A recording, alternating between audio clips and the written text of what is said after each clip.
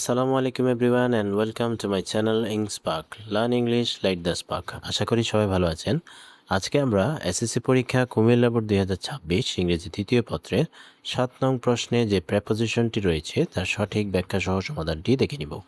ভিডিওটি না টেনে পুরোটা দেখার এবং চ্যানেলটিকে সাবস্ক্রাইব করার অনুরোধ রইল।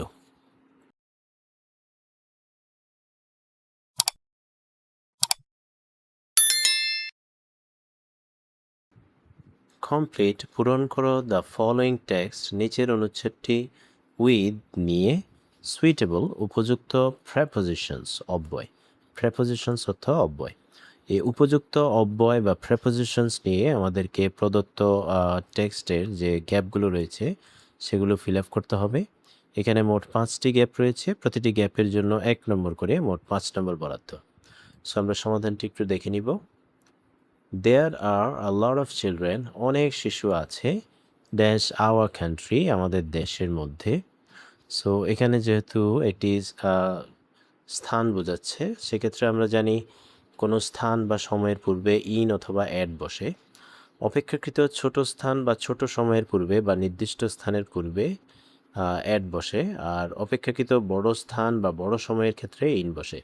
যেহেতু এখানে একটি দেশের কথা বলা হচ্ছে, এটি একটি অপেক্ষাকৃত বড় স্থান, সুতরাং এখানে ইন বসবে, ইন অর্থ মধ্যে। সো আমাদের দেশের মধ্যে অনেক শিশু রয়েছে। হু আর যারা, ডিপ্রাইভড অর্থ বঞ্চিত হওয়া, ড্যাশ বেসিক অর্থ মৌলিক, হিউম্যান অর্থ মানব, নিডস অর্থ চাহিদা, যারা মৌলিক মানব চাহিদা থেকে বঞ্চিত। সো এখানে গ্যাপের পূর্বে যেহেতু ডিপ্রাইভড শব্দটি রয়েছে, এটি একটি অ্যাডজেক্টিভ। সো এখানে ডিপ্রাইভড শব্দের পরে আমরা মনে রাখবো সর্বদা অফ বসে, প্রেপোজিশন হিসেবে সর্বদা অফ বসে। এটি একটি অ্যাপ্রোপ্রিয়েট প্রেপোজিশনস।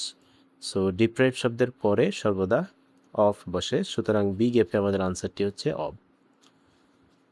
এরপর উই শুড, আমাদের উচিত, এক্সটেন্ড অর্থ প্রসারিত করা বা বাড়ানো, আওয়ার আমাদের, হেল্পিং হ্যান্ডস সাহায্যের হাত, ড্যাশ দেম তাদের প্রতি। এ কারো নিকট বা প্রতি বোঝালে সেক্ষেত্রে টু বসে।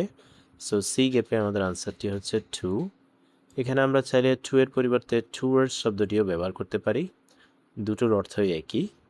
সো আমাদের উচিত আমাদের সাহায্যের হাত প্রসারিত করা বা বাড়ানো, টু দেম তাদের প্রতি, সো দ্যাট যাতে, দে ক্যান আপগ্রেড তারা উন্নতি করতে পারে, দেয়ার অর্থ তাদের, কন্ডিশন অর্থ অবস্থা। এরপর থিঙ্ক চিন্তা করো বা ভাবো, অ্যাবাউট সম্পর্কে, দ্য কাউন্টলেস অর্থ অগণিত, ব্লেসিংস অর্থ দয়া বা রহমত, অব অলমাইটি সৃষ্টিকর্তার বা সর্বশক্তিমানের, ড্যাশ ইউ তোমার উপরে। এই উপরে ইংরেজি হচ্ছে অন। সো ডি গ্যাপে আমাদের আনসারটি হচ্ছে অন। আমরা চাইলে এখানে অনের পরিবর্তে আপন শব্দটিও ব্যবহার করতে পারি, দুটোর অর্থই একই।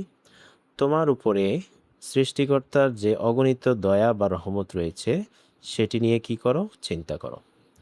এরপর সো তাই বা সুতরাং, স্প্রেড ছড়িয়ে দাও, মার্সি অর্থ দয়া বা রহমত, ড্যাশ ইউ তোমার চারপাশে। এই চারপাশে ইংরেজি হচ্ছে অ্যারাউন্ড। সো সর্বশেষ ই গ্যাপে আমাদের আনসারটি হচ্ছে অ্যারাউন্ড। তোমার চারপাশে কি ছড়িয়ে দাও, দয়া বা রহমত ছড়িয়ে দাও। দাস এইভাবে, দ্য ওয়ার্ল্ড বিশ্ব, উইল বি হবে, আ বেটার প্লেস একটা উত্তম জায়গা, টু লিভ ইন বসবাসের। সো এই হচ্ছে কুমিল্লা বোর্ড 2026 ইংরেজি দ্বিতীয় পত্রের 7 নং প্রশ্নে যে প্রেপোজিশনটি রয়েছে তার সঠিক ব্যাখ্যা সহ সমাধান। আশা করি ভিডিওটি তোমাদের অনেক উপকারে আসবে। ভিডিওটি যদি ভালো লেগে থাকে তাহলে চ্যানেলটিকে সাবস্ক্রাইব করার এবং ভিডিওতে লাইক, কমেন্ট ও শেয়ার করার অনুরোধ রইল। পরবর্তী ভিডিও দেখার আমন্ত্রণ জানিয়ে আজকের মতো এখানেই বিদায় নিচ্ছি। ধন্যবাদ সবাইকে। আসসালামু আলাইকুম।